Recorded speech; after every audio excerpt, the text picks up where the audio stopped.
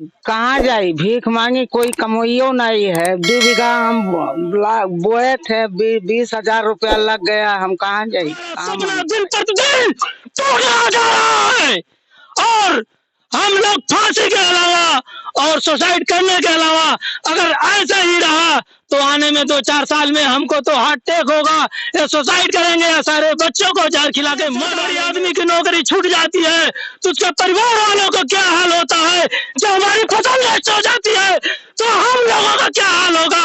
हम लोगों का तो आने का तो कोई रास्ता नहीं है। सब जरिया खेत से ही है, जमीन से ही है, फसल से है। हम लोगों का फसल नष्ट चल रहा तो मुझे सुसाइड करने पर और बच्चों को सुसाइड करने पर हमको खुद करना पड़ेगा क्योंकि हमारे पास कोई रास्ता नहीं है। राष्ट्र की आवाज न्यूज के साथ मैं रवि गर्वसी। मेरी मौजूदगी इस समय उत्तर प्रदेश के गोंडा जिले के मनकापुर विकास खंड के अंतर्गत जो है बक्सरा अग्याराम में है और यहाँ पे हम इस समय मौजूद हैं उन जमीनी स्तर के जो है समस्याओं को दिखाने के लिए जिस पर सरकारें तो गौर करती है लेकिन भ्रष्ट अधिकारी जो है उस पर गौर नहीं कर पाते। उससे पहले एक सवाल है हमारा। सवाल ये है उन राजनेताओं से जो बड़ी बड़ी बातें करते हैं, सरकार की आय दुगनी करने की बात करते हैं, समृद्ध भारत की बात करते हैं और कहीं ना कहीं कृषि प्रधान देश है जो है किसानों का देश कहा जाता है भारत। और एक सवाल और भी है, वो कर क्यों पाते हैं? इसलिए कर पाते हैं क्योंकि हमारे देश का किसान जी जान तोड़ करके कहीं ना कहीं मेहनत करता है 24 घंटे। कहीं कहीं जो है खाना नसीब नहीं होता, किसी किसी जून उसको जो है किसी किसी टाइम खाना नसीब नहीं होता, लेकिन कहीं ना कहीं खेती करके अपनी जीविका तो चलाता ही चलाता है, प्लस पूरे भारत के लोगों का पेट भरता है। सबसे बड़ा सवाल यह है कि एक व्यक्ति अपने बच्चे को इंजीनियर बनाना चाहता है, डॉक्टर बनाना चाहता है, बैंक मैनेजर बनाना चाहता है, किसी और लाइन में उसे कार्य जो है करवाना चाहता है, कहीं ना कहीं उसे जो है कोई बिजनेसमैन बनाना चाहता है, लेकिन अपने बच्चों को जो है कोई भी व्यक्ति किसान नहीं बनाना चाहता। इसके पीछे की सबसे बड़ा रीजन ये है कि कहीं ना कहीं किसानों की आज सुनने वाला कोई नहीं है। सरकारें सुन रही है, सरकारें जान रही है, सरकारें कार्य भी कर रही हैं, लेकिन कहीं ना कहीं वो भ्रष्ट सिस्टम और भ्रष्ट अधिकारी उस पर पानी फेरते नजर आ रहे हैं, जिसका जीता जागता उदाहरण उत्तर प्रदेश आज बन चुका है और केंद्र में बैठा हुआ बीजेपी शासित प्रदेश भी इन चीजों को देख रहा है। वो कार्य तो कर रहा है लेकिन यहाँ के भ्रष्ट अधिकारी उस पर जो है पानी फेरने का कार्य कर रहे हैं। अब आप सोचिए, आते हैं मुद्दे पर कि ये माता जी का जो लगभग इनकी उम्र 50 साल होगी, इनका ये गेहूं का लहलहाता खेत था जो लगभग 10-15 दिनों में ही छुट्टे जानवरों ने इसको जो है बंजर बना दिया, जो आप लोग स्पष्ट तौर पे देख पा रहे होंगे किस तरीके से इसको चर के खा के बंजर बना दिया गया है। और ये भी हम आप लोग को दिखाने का प्रयास करेंगे। ये आप लोग देख सकते हैं, ये छोटा छोटा जो है झोपड़ी रख करके लोग अपने खेत की रखवाली करते हैं। मैं उन बच्चों की बात करूं जो अभी हाई स्कूल इंटर कर रहे हैं, उनका पेपर नजदीक और शायद वो अपनी तैयारी नहीं कर पाते, लेकिन रातों रात जो है पूरी रात इसमें गुजारनी पड़ती है, मानसिक तनाव में रहते हैं। वो सोचिए वो समृद्ध भारत बन कैसे पाएगा। आखिर आप लोग उसकी जो है किसानों की आय दुगनी करने की बात करते हैं, तो किसानों की आय दुगनी कैसे हो पाएगी? क्या कभी इस पर आपने चर्चा किया?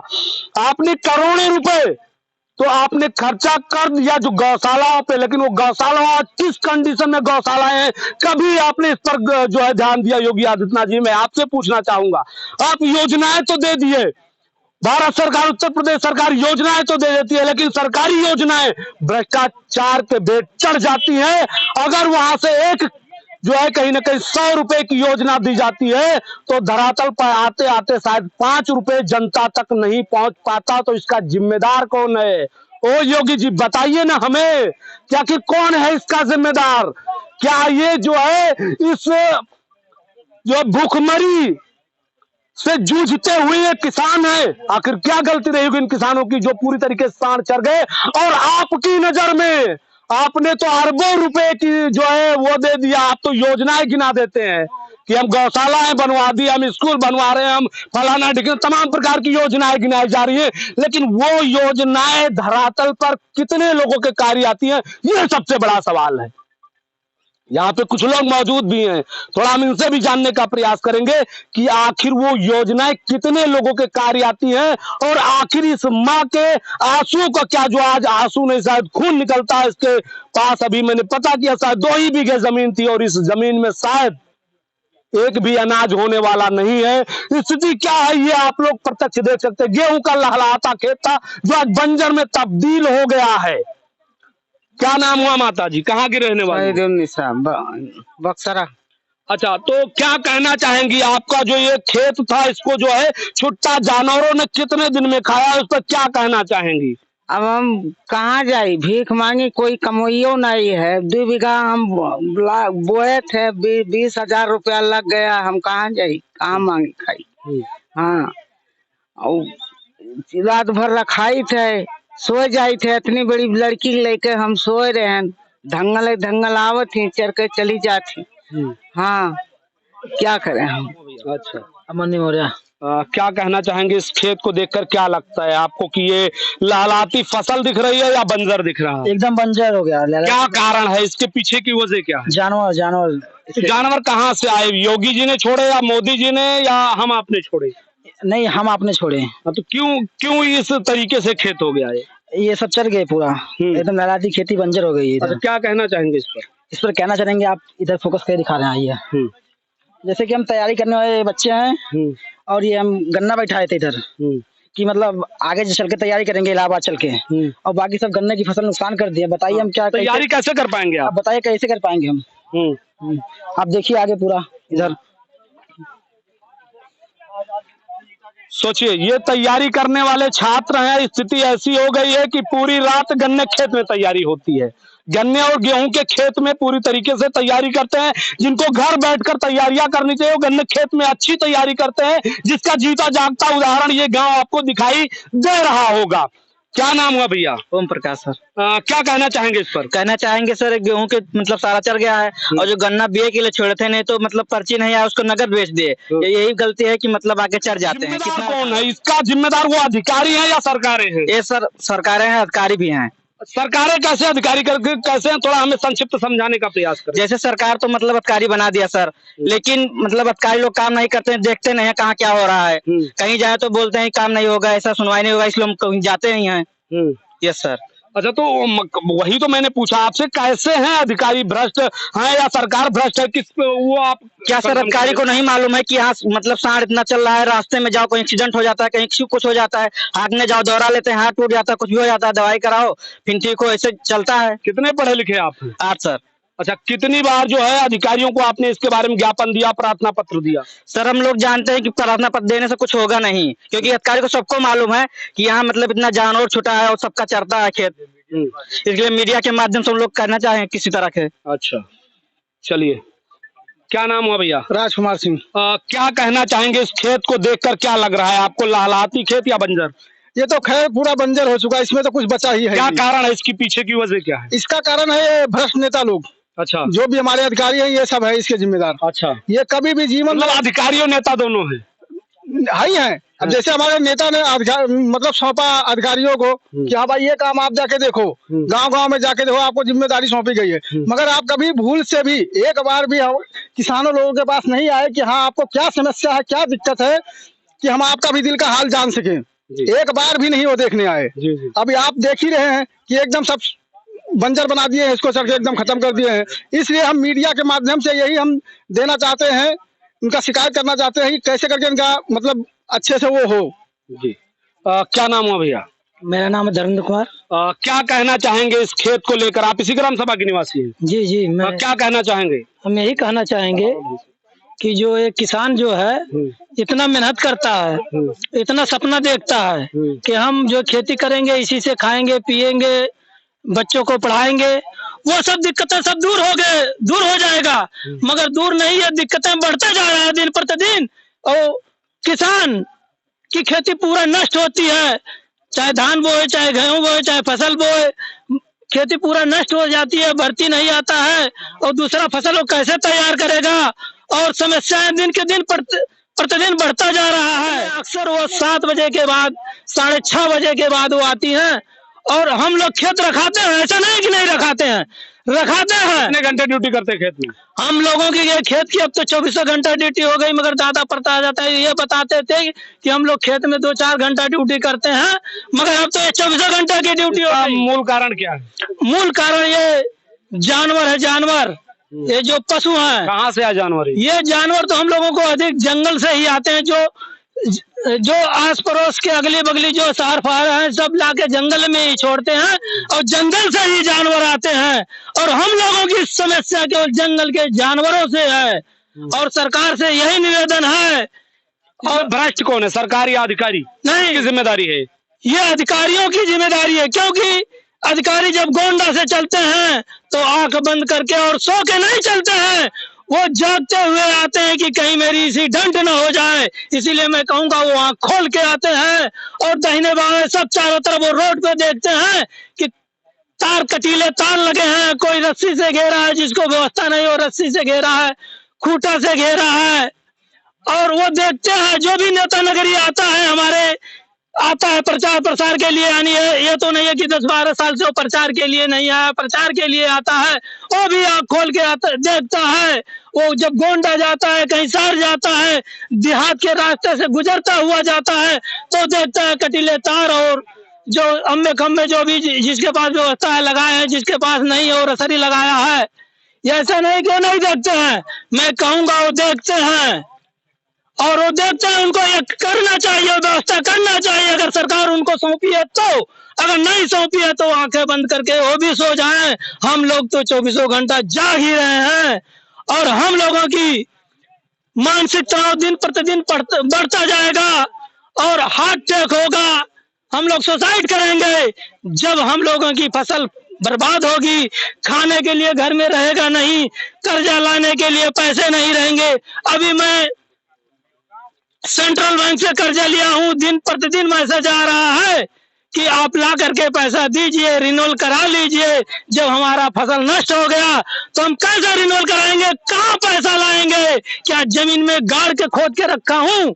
हम तो इसी फसल के सहारे रहता हूँ और ये मेरा फसल जब नष्ट हो गया तो हम कहाँ से ले जाके पैसा देंगे?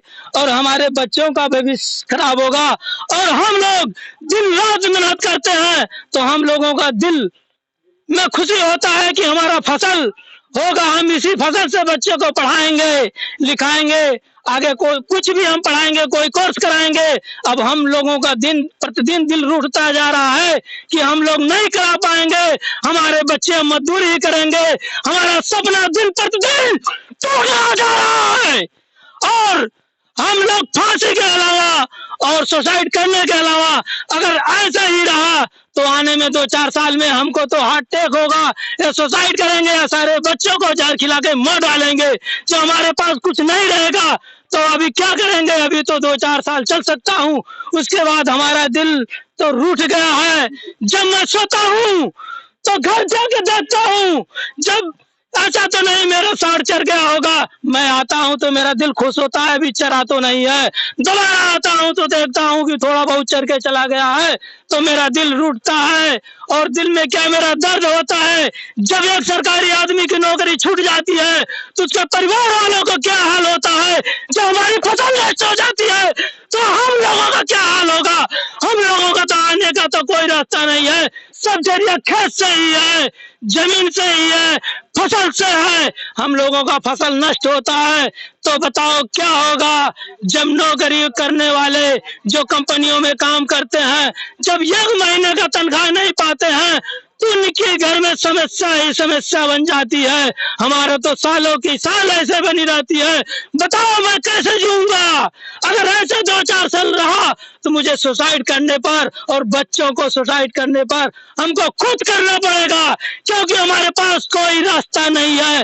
और जमीन और खेत रह करके हमारे किस काम की, जब हम उसको पैदा न कर सकें। जानवर चर लेंगे, यही जंगल 1.5-2 किलोमीटर पे है और 7 बजे आ जाते हैं। हमारे पूरे बक्सरे में 6 बजे से सबको ड्यूटी लग जाती है, बच्चे बूढ़े जवान जो भी की हैं। औरतें भी जाती हैं जिनको परिवार जो प्रदेश चला गया अपना जीविका चलाने के लिए, और रात में लाठी लेकर के दो चार बार टार्च लेके वो भी जाती हैं। अगर सांड खेत ले तो औरत कितना तेजी से भाग सकती है साड़ी पहन करके, उसको तो मार डालेगा। उसका पति का सांड मारते भी हैं लोगों को, मारते हैं। वो तो तमाम न्यूज फेसबुक पे तमाम लोग आते हैं, सरकार प्रकार सबकी नेता और अधिकारी सब लोग देखते हैं, ऐसा नहीं है कि कोई नहीं देखता है। बताओ, वो अपना पति बच्चों के लिए प्रदेश गया है, जो कुछ भी सैलरी पाता है कि हम बच्चों को देंगे, और सोचती है कि हम अपना पति का साथ देंगे। और भी फसल में जो है फसल आके रात भर देखती है कि वो कमाएंगे 2 पैसा, हमारा खेती से आएगा, हम आगे बढ़ेंगे। वो बताओ, साड़ी पहन के भाग सकती है? कोई सांड खेदेगा तो नहीं भाग सकती है। उसका भी अगर चढ़ जाएगा, मार देगा, उसकी औरत मर जाएगी। तो बताओ, वो कमाने गया, वो कमा करके क्या करेगा? वो समुद्र में फेंकेगा अपनी कमाई कि कहाँ देगा? बताइए। सोचने की बात है कि वही सरकार जो अरबों रुपए की योजना, मैं तो यही कहूंगा कि अरबों रुपए की योजना जो है गौशाले में देकर उस जो योजना को भ्रष्टाचार के भेद चढ़ा दिया गया, और वो अधिकारी आधे से ज्यादा योजनाओं को खा गए। आते आते 5% भी नहीं बचता इन गरीब जनता के बीच, इन किसानों के बीच 5% भी ढंग से योजनाएं नहीं पहुंच पाती है। तो इसका जिम्मेदार कौन है? कहीं ना कहीं वो भ्रष्ट सिस्टम है जो यहां तक पहुंचने के पहले ही खा जाते हैं। सबसे बड़ी बात तो यह है कि जब भी चुनाव आता है उसके पहले से बड़ी बड़ी गाड़ियां गांव में राजनेताओं की आनी शुरू हो जाती हैं, और वो जो बिना किसी जात पात, बिना किसी भेदभाव के लोगों के पैर पड़ पड़ के वोट मांगते हैं, और जो है एमपी एमएलए या किसी अच्छे पद पे जाकर के बैठ जाते हैं। क्या उनके आंख कान से दिखाई देना या सुनना बंद हो जाता है? आखिर वो इस मुद्दे को सदन में क्यों नहीं उठाते हैं और उन भ्रष्ट अधिकारियों पर कड़ाई क्यों नहीं करते हैं? जब वो चुनाव के दौरान यहाँ वोट मांगने आ सकते हैं, तो मेरा मानना है कि ना ज्यादा हफ्ते में नहीं, महीने में नहीं, तो कम से कम क्वार्टरली 3 महीने में तो एक बार उन जनता का कुशल क्षेम जानने तो आ सकते हैं। कहीं ना कहीं आप लोग देखते होंगे उन भ्रष्ट राजनेताओं की हम बात करें तो राजनेता पर डे डालते हैं, हम फला गांव में गए और फला व्यक्ति का कुशल क्षेम जाने, लेकिन वो कुशल क्षेम होती कहां तक है? वो काजू और बादाम तक सीमित होती है। वही इंसान जो आज 2-2 पैसे के लिए मरता है, वो किसान जो अपने गेहूं धान को बेच करके आपको काजू और किशमिश ला करके अच्छे अच्छे भैया फला ढिम नेता आ रहे, भैया ढिमकाना नेता आ रहे तो आपको पानी पिलाता है, लेकिन क्या उसके घर पे जाने के बाद उसके खेत को देखने का आप लोगों ने प्रयास किया?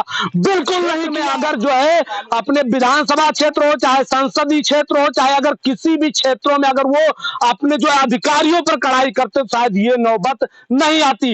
अगर बात करें भूखा नंगा भिखमंगा देश पाकिस्तान, आज से कुछ दिन पहले उस देश में आटे की कमी आ गई, वहां खाने पीने की कमी आ गई, तो यही कृषि प्रधान देश उस देश को आटा या इत्यादि सारी चीजों को दे करके उसकी हेल्प किया।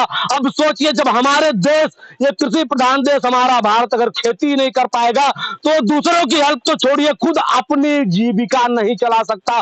उस किसान की बात मैं कर रहा हूं जो किसान अपने बच्चों की पढ़ाई लिखाई, अपना पूरा जीविका, अपने सपने, अपनी सारी चीजों का अगर उसका एक ही कोई आस है तो सिर्फ और सिर्फ खेती। अगर वो खेती भी सांड या जो जानवर मिलकर अगर खा जाएंगे तो वो क्या करेगा? जिसका जीता जागता उदाहरण ये गेहूं का खेत आपको दिखाई दे रहा होगा। 3 महीने पहले ये जो बोया गया गेहूं लहलहाता खेत था, लेकिन आज की सिचुएशन क्या है? मीडिया कर्मियों से मैं कहना चाहूंगा, चाहे वो डिजिटल मीडिया के पत्रकार हो, चाहे बड़े बड़े टीवी चैनल हो, जो आप किसी भी नेता के पीछे पीछे उस घर तक चले जाते हैं।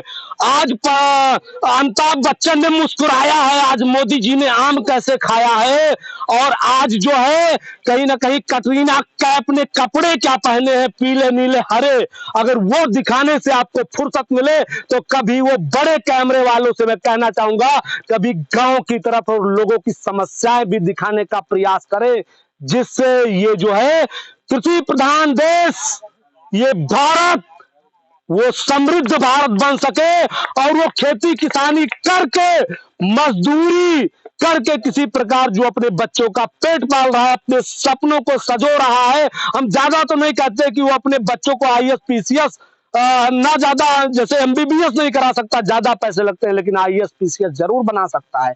लेकिन वो आज बच्चा अगर मानसिक टेंशन में रहेगा, मानसिक तनाव में रहेगा और यहाँ बैठ करके पूरी रात जब वो गन्ने खेत में या गेहूं के खेत में बैठकर तैयारी करेगा तो कितना बेहतर, उसका उज्जवल कितना भविष्य होगा, ये आप लोग हमें जो है कमेंट करके जरूर बताएं। सबसे बड़ी बात तो यह है कि ये खेत लहलहाता खेत बंजर में तब्दील हो गया, आखिर इन माता जी का कौन होगा। और आज यहाँ के लोगों ने अभी जस्ट कहा कि मैं सुसाइड करने को मजबूर हो जाऊंगा, तो इनका जिम्मेदार कौन है? करोड़ों अरबों रुपए वो सरकार, वो गवर्नमेंट खर्चा तो कर दी, स्कीम तो बना दी और 4-4 लोगों को इस पर नियुक्त किया है, चाहे एसडीएम महोदय हो, चाहे लेखपाल हो, चाहे प्रधान हो, जो है प्रधान हो, चाहे बीडीओ हो, ब्लॉक डेवलपमेंट ऑफिसर, इतने लोग इस पर नियुक्त किए गए, तो क्या उनके आंख कान से दिखाई देना है, सुनना बंद हो गया? आखिर क्यों नहीं जो गौशालाओं में गाय पकड़ के अंदर क्यों नहीं किए जाते? मैं मनकापुर विकास खंड का मैं डाटा चाहता हूं कि वो अपना डाटा सार्वजनिक करे कि जो है 6 महीने या साल भर में कितनी गाय पकड़ कर लाया गया। आप फर्जी अगर नहीं दिखा दिए तो मैं दावे के साथ कह सकता हूं कि 20% भी नहीं रिजल्ट उसका आएगा और सब के सब अधिकारी भूसे का पैसा खा जाते हैं। और ये छोड़ दीजिए, ग्राम प्रधान लेटरिन का पैसा खा जाता है, ये सबसे बड़ी दुखद बात है। सोचिए, चाहे ग्राम प्रधान हो और चाहे वो अदर कोई अधिकारी हो, चाहे वो कर्मचारी हो, हर कोई जो है भ्रष्टाचार किसानों को नोचने में ही लगा है। हर कोई किसान को नोचता है और इसमें एक छोटी सी पान की गुमटी रखने वाला व्यक्ति आज वो सुखी हो सकता है, समृद्ध हो सकता है, लेकिन ये किसान 24 घंटे की ड्यूटी खेत में देने के बाद आज भी दिमाग में तनाव बना रहता है कि शायद सुबह के टाइम में जाऊंगा तो शायद हमें वो जो है तो हमारा चर गया होगा या बचा होगा, इस संचय में वो रहता है। ये सबसे सोच की बात है। तो मैं आप लोगों से जो है कहना चाहूंगा कि इस जो है खेत के बारे में क्या सोचते हैं, इस किसान के बारे में क्या सोचते हैं, उस भ्रष्ट अधिकारी के बारे में क्या सोचते हैं, उन राजनेताओं के बारे में क्या सोचते हैं, उस सरकार के बारे में क्या सोचते हैं, आप लोग कमेंट करके जरूर बताइएगा। और फिर भी मैं उन मीडिया कर्मियों से, बड़े जो है डिजिटल प्लेटफॉर्म पे काम करने वाले, चाहे बड़े बड़े कैमरों से, मैं बड़े बड़े कैमरे वाले उन मीडिया कर्मियों से मैं कहना चाहूंगा, कम से कम किसी नेता के पीछे लगने से, किसी सरकारों के पीछे लगने से, किसी बड़े बड़े राजनेताओं, किसी एक्टर्स, किसी जो है कहीं ना कहीं क्रिकेटर के पीछे लगने से बेहतर है कृषि प्रधान देश में कभी आप जो है किसानों की समस्याओं को दिखाने का भी प्रयास किया करें। आप सभी से मेरी विनती है और आप लोग कमेंट करके बताएं कि किसानों के लिए ये मेरा प्रयास आप सबको कैसा लगा। जय हिंद, जय भारत।